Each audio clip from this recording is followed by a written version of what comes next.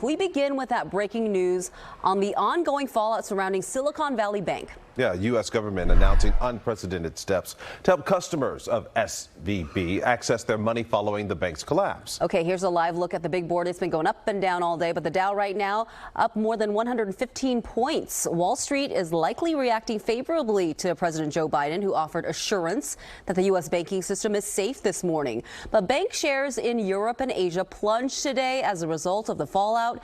Investors are likely reacting not only to SVB, but also uncertainty about other regional banks, including the collapse of New York City's Signature Bank. We do have team coverage for you this midday. First, NBC Bay Area's Kris Sanchez live for us at the Silicon Valley Bank branch. This one in Menlo Park. Kris?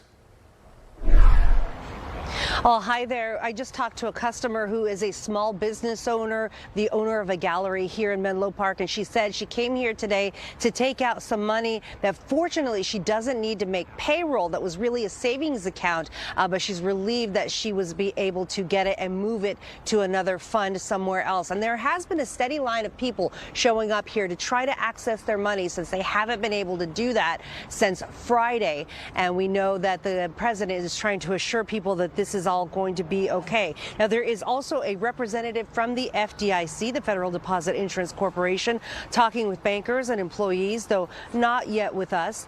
They lined up just hours after President Biden spoke to the nation, assuring that anyone with money at Silicon Valley Bank or any other troubled bank would have access to their funds so that they could make payroll, pay bills, and keep the doors of their own businesses open.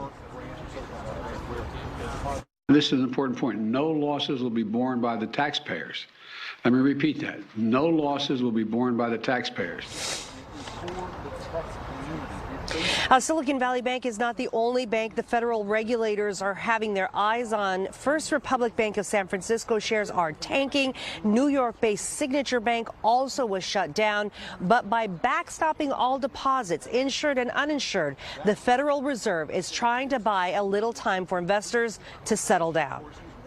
That means even if you have more than $250,000, that is meant to provide some stability, some confidence in the financial system that ordinary people, even if their deposits are uninsured, will be able to access them.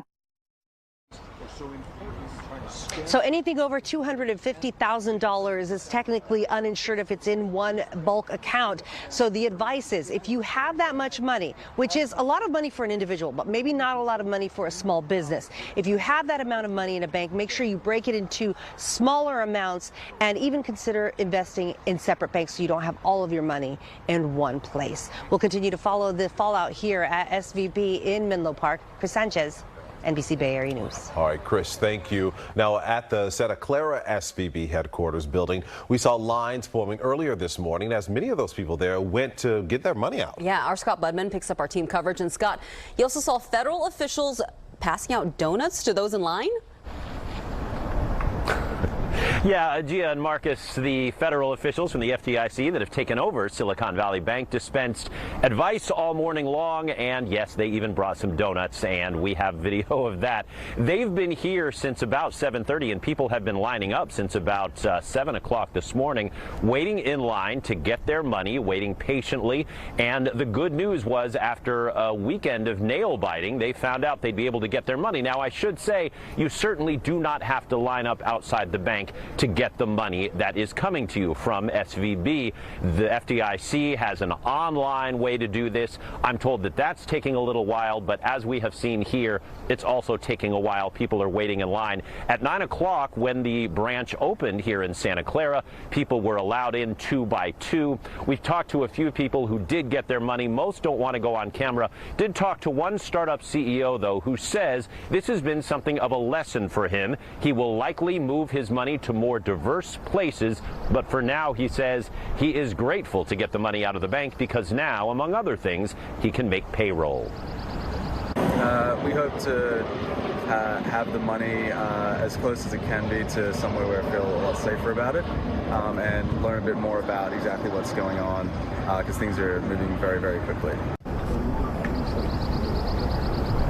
Now, as Kris Sanchez said earlier, this whole thing is not over. People are likely to be lined up here all afternoon. Again, you do not have to come here to the bank to get access to your money. You can also go to the FDIC website. In fact, they prefer that, but it's going to take a little while. The FDIC says you'll likely get your money back within a day or two, but there are so many people right now, both online and in line, that this is taking a little while. And the concern is that the fear that we felt since Thursday for banks like SVB will pass through to other banks like First Republic and even Schwab. Those banks right now are getting hit hard by Wall Street. But the question is, will people take their money out as they started to do on Thursday with SVB? We'll be watching this situation very closely. Jan, Marcus, I'll send it back to you.